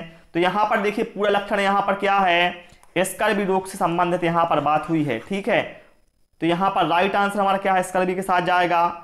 पेट में भोजन को पचाने के लिए जिसकी आवश्यकता सर्वाधिक होती है वह क्या है, तो सबसे अधिक आवश्यकता होती है भोजन पचाने के लिए एंजाइम, वो खनिज, क्या होती है, खनिज। चलिए अगला देखते हैं, ब्रह्मांड के अध्ययन को क्या कहा जाता है। ब्रह्मांड के अध्ययन को यहां पर बताना है क्या कहा जाता है, तो आप बताएंगे कॉस्मोलॉजी कहा जाता है। अगला है बिग बैंग सिद्धांत के प्रतिपादक कौन है, तो आप बताएंगे जॉर्ज लेमेटेयर। अगला है हमारी आकाशगंगा का आकार कैसा है? तो आप बताएंगे सर्पिल आकार है। सर्वाधिक चमकीला तारा कौन सा है? तो आप बताएंगे साइरस। सूर्य क्या है? सूर्य भाई एक तारा है, ठीक है। सूर्य में जो ऊर्जा उत्पत्ति होती है इसका क्या वजह है? तो सूर्य में जो ऊर्जा का उत्पादन होता है वह नाभिक के संलयन से होता है। दूरी नापने की सबसे बड़ी इकाई कौन सी है? तो आप बताएंगे पारसेक है। सौरमंडल में बताना कितने ग्रह हैं? तो सौरमंडल में भैया कुल 8 ग्रह हैं, ठीक है। जो खगोलीय पिंड ग्रहों के चक्कर काटते हैं उन्हें क्या कहा जाता है? ठीक है, तो ग्रहों के चक्कर काटेगा, है ना, तो उन्हें क्या कहा जाएगा? ग्रहों के चक्कर कौन काटता है? तो आप बताएंगे उपग्रह, है ना। ग्रहों के चक्कर लगाने वालों को क्या कहा जाएगा? उपग्रह कहा जाएगा, ठीक है। इसके बाद यहां पर हम देखें नीला ग्रह किसे कहा जाता है? तो आप बताएंगे पृथ्वी को नीला ग्रह कहा जाता है, ठीक है। यहां पर देखें हम पीला ग्रह किसे कहा जाता है? तो बृहस्पति को पीला ग्रह कहा जाता है। लाल ग्रह यहां पर मंगल को कहा जाता है। और बाह्यतम ग्रह क्या है? अरुण को कहा जाता है। क्यों कहा जाएगा? क्योंकि सबसे पहले कौन होगा? बुध, शुक्र, पृथ्वी, बुध, शुक्र, पृथ्वी, मंगल, बृहस्पति, शनि, यूरेनस, नेपच्यून। मतलब यहां पर आप देख सकते हैं नेपच्यून मतलब वरुण। वरुण क्या है? सबसे बाहर वाला ग्रह है, इसलिए इसको क्या है? बाह्य ग्रह कहा गया है, ठीक है। चलिए, लेटा हुआ ग्रह के नाम से किसे जाना जाता है? तो अरुण ग्रह को जाना जाता है लेटा हुआ ग्रह के नाम से। सबसे बाह्य आंतरिक ग्रह कौन सा है? तो आपको पता है बुध है, शुक्र, पृथ्वी, मंगल। ये क्या है? हमारे 4 आंतरिक ग्रह हैं। तो इसमें आप देखें सबसे आंतरिक ग्रहों में सबसे बाह्य कौन है? तो मंगल है ना, ठीक है। अगला देखिए, ग्रहों के विषय में पढ़ाते हुए अध्यापक ने बताया कि शुक्र सबसे ज्यादा गर्म है।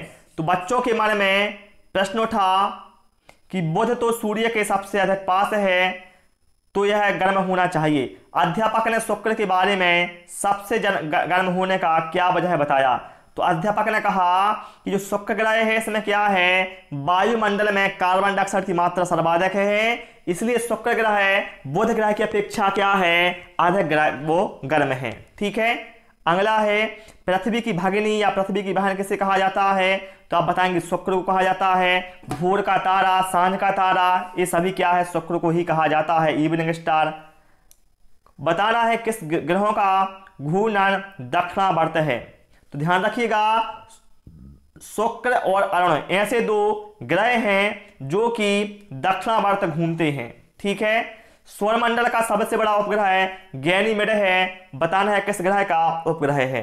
ध्यान रखिएगा, जो गैनीमेड है यह बृहस्पति का उपग्रह है, जो कि सौरमंडल का सबसे बड़ा ग्रह है। अगला है सीरीस, सेरान, जेना और एम, ये क्या है? तो ये बौना ग्रह है, ठीक। हेलीपुच्छल तारा कितने वर्ष के बाद दिखाई देता है? ध्यान रखिएगा, हेलीपुच्छल तारा 76 वर्षों के बाद दिखाई देता है। वे आकाश के पिंड जो पृथ्वी के वायुमंडल में जलकर राख नहीं हो पाते हैं और चट्टानों के रूप में पृथ्वी पर आ जाते हैं, उन्हें क्या कहा जाता है? तो उन्हें कहा जाता है उल्का पिंड। अगला है 2 पूर्णिमाओं के बीच में कितने दिन का अंतर होता है? लगभग 30 दिन का अंतर होता है, ठीक है। हम पृथ्वी से चंद्रमा का केवल एक ही भाग देख सकते हैं। क्यों देख सकते हैं? क्योंकि इसका मतलब चंद्रमा का परिक्रमण काल है और हमारी पृथ्वी का है, दोनों का क्या है? लगभग बराबर है ना। परिक्रमण और घूर्णन काल दोनों के क्या है? लगभग बराबर हैं। जीवाश्म ग्रह किसे कहा जाता है? तो चंद्रमा को क्या है? जीवाश्म ग्रह कहा जाता है। पूछा जाए चांद पर कदम रखने वाला दूसरा व्यक्ति कौन था? तो आप बताएंगे एडविन एल्ड्रिन। अंतरिक्ष में जाने वाला पहला पुरुष कौन सा था? तो आप बताएंगे यूरी गागरिन। अंतरिक्ष में जाने वाले प्रथम भारतीय कौन थे? तो बताएंगे राकेश शर्मा। जब पुरुषों में बात होगी, महिला में आएगा नाम किसका? कल्पना चावला का। अंतरिक्ष में जाने वाला पहला जानवर कौन था? तो बताएंगे लाइका, जो कि एक कुतिया थी, ठीक है। गुनगुन चांद पर जाने की तैयारी में है, उसका भार क्या है? 56 किलो है। वह सोचती है कि चांद पर उसका भार होगा। तो आपको बता दें यदि उसका भार कितना है? 54। मतलब क्या है? जब वहां पर चांद पर पहुंचेगी तो क्या 1/6 रह जाएगा। मतलब कितना रह जाएगा? 1/6 कितना हो 54 का? 9 6 मतलब 9 किलो रह जाएगा। गुरुत्वीय त्वरण जी का मान कितना होता है? तो 9.8 मीटर प्रति वर्ग सेकंड होता है। ठीक है, तो प्यारे साथियों, आज हमने इस क्लास में बहुत सारे महत्वपूर्ण प्रश्नों को पढ़ लिया है। आपको हमारी क्लास कैसी लगी आप हमें कमेंट बॉक्स में अवश्य बताइएगा। साथियों, मेरा गला भी सूख गया है, इसलिए मैं क्या करता हूं, यहीं पर क्लास को रोक देता हूं। Thanks for watching this video.